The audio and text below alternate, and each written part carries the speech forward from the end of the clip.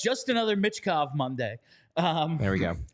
I guess we need to lay out the timeline because, like, everything sort of just seemed to happen out of nowhere on Sunday. But it didn't. But it actually, it seems as if it's been building for, I mean, really, it's been building since the 2023 draft.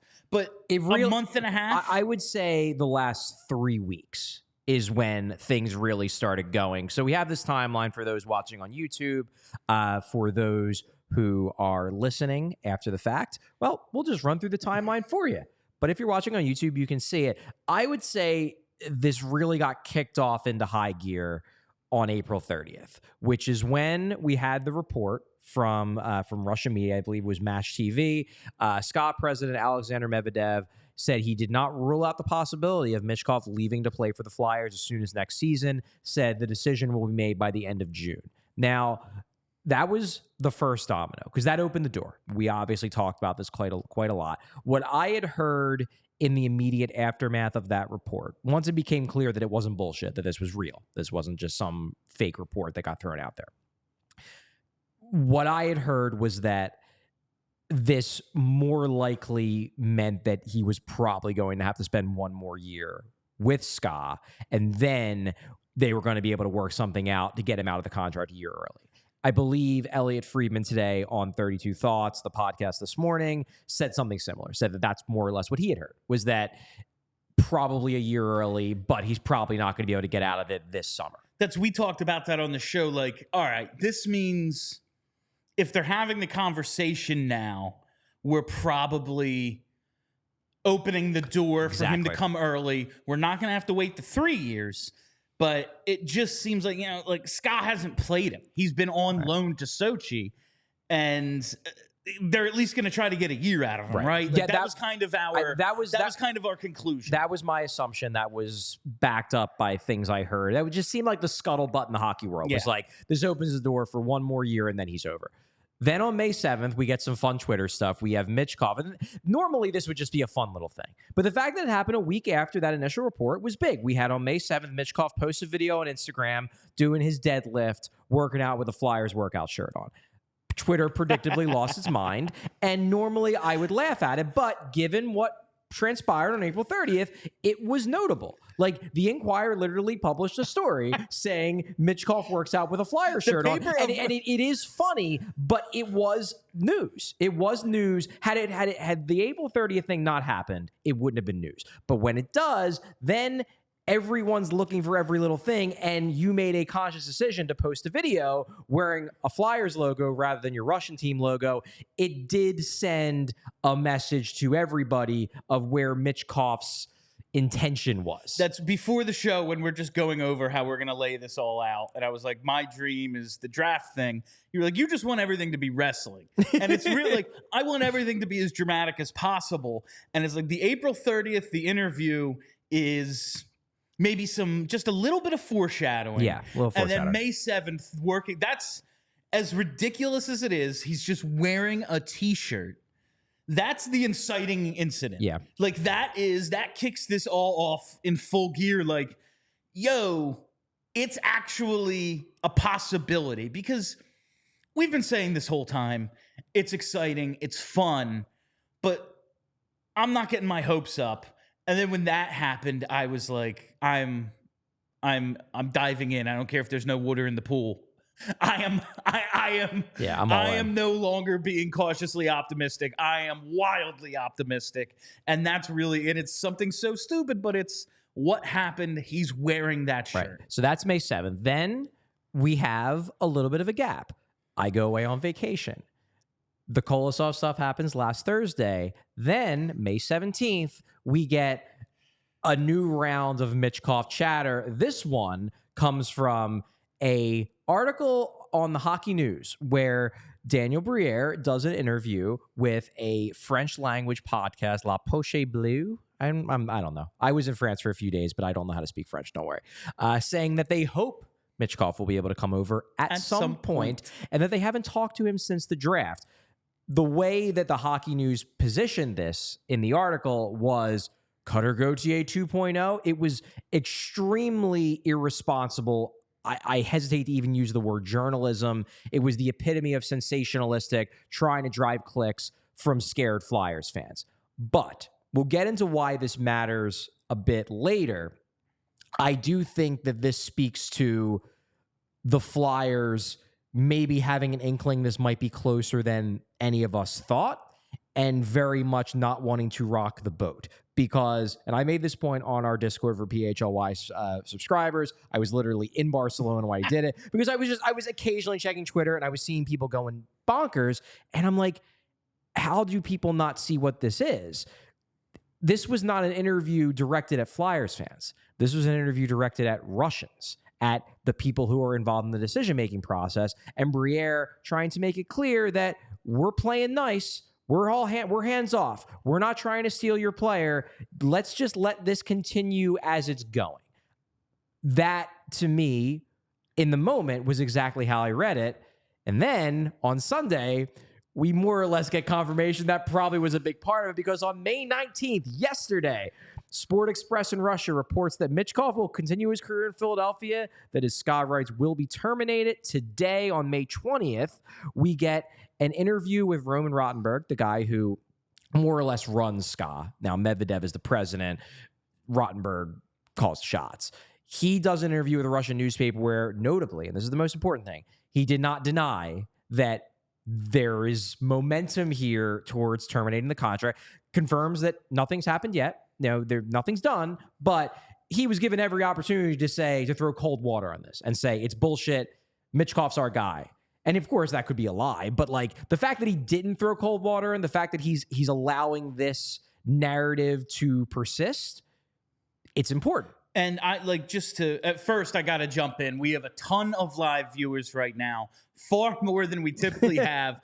This was to be expected, but I bet a lot of you might be tuning in for the first time. First of all, thank you very much. And I don't do this a ton, but maybe you're enjoying what you're hearing. Maybe you want to make this a part of your regular Flyers content viewing experience.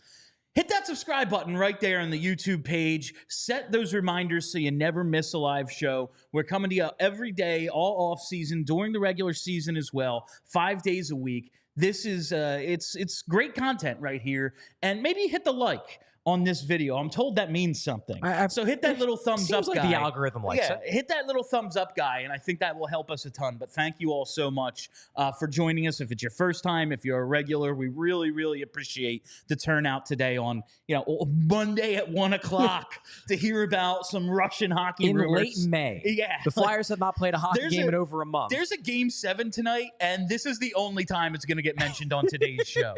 We have talked about the playoffs pretty consistently. Today ain't the day. All right, take it back, Chuck. So that's the timeline. We are now up to the present day where technically nothing has happened, but realistically a lot has happened, because over the last 3 weeks, this seems to be building towards a logical conclusion.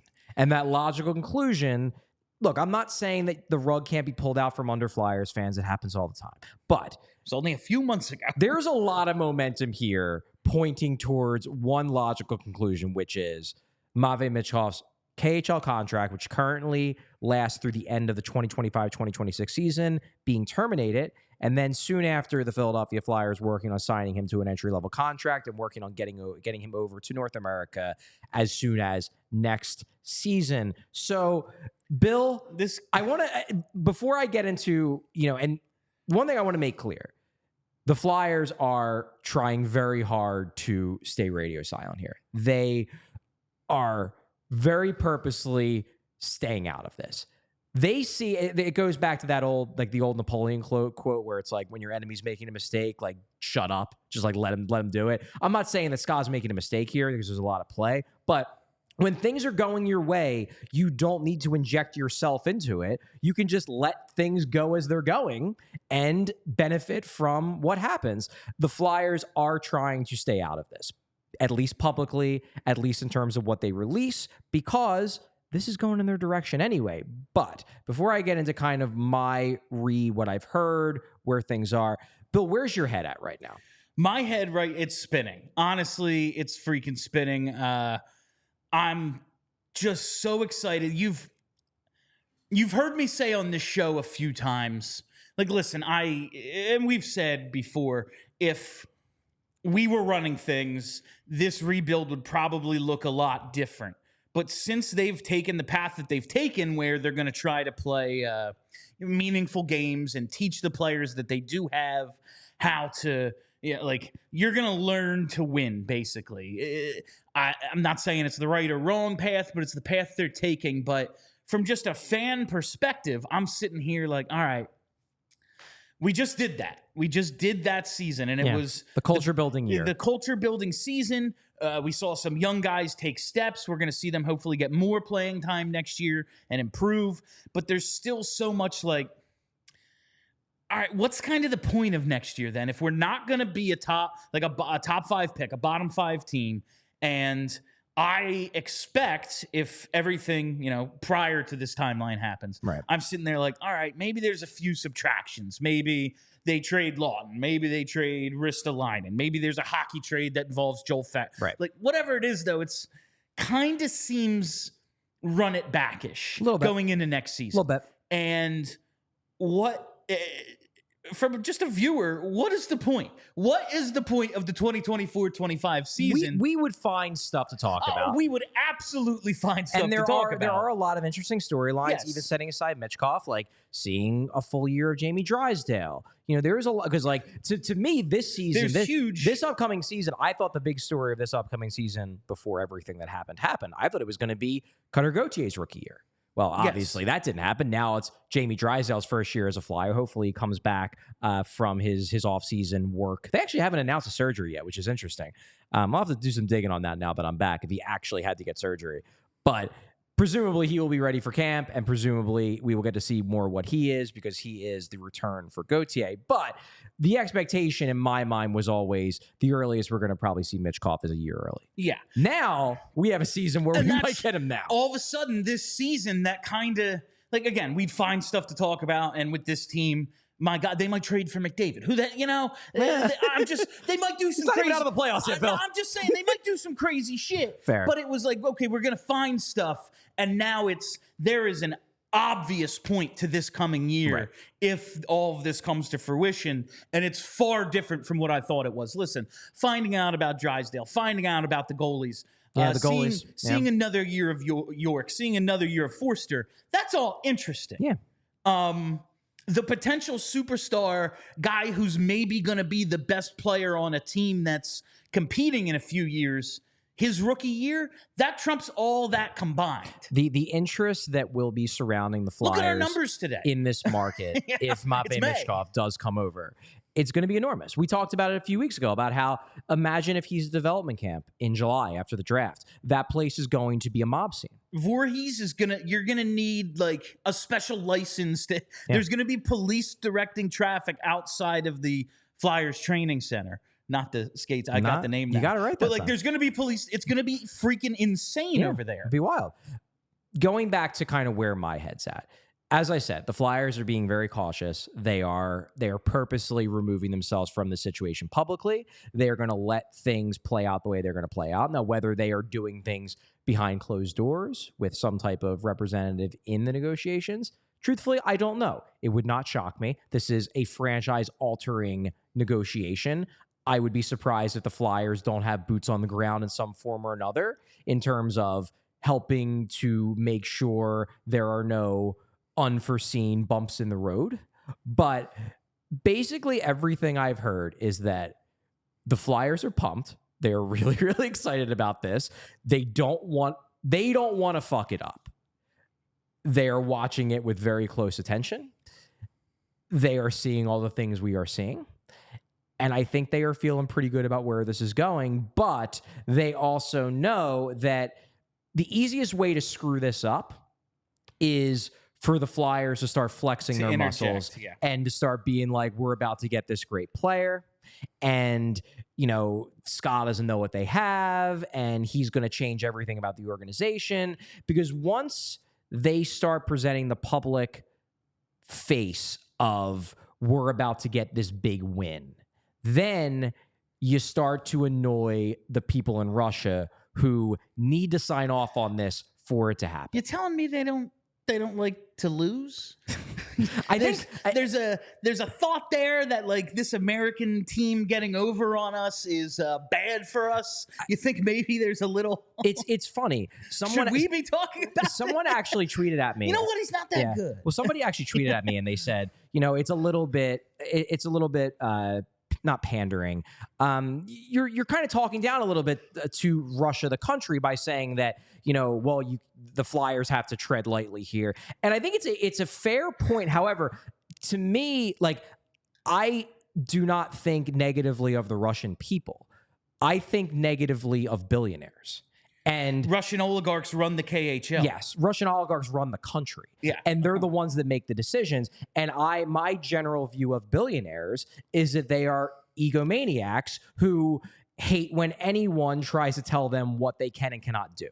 And what the Flyers need to do in this situation is they need to make sure that they don't piss any of those people off. Because right now, everything they have in terms of the Michkov situation is dependent upon those guys putting their rubber stamp on this, because SKA does not have to terminate this deal. They are under no obligation. Now, obviously, they can be incentivized financially to make this deal. But if they want to be stubborn and say, no, he signed a contract and he's staying for the entirety of that contract, at least they can do it. There's nothing stopping them from taking the hard line here. And the Flyers realize that. There's a reason why the Flyers, there's a reason why the Fedotov thing, the Ivan Fedotov thing, I was just going to say, why it was kept so quiet for so long. And it was because the Flyers were very much involved in that process from start to finish.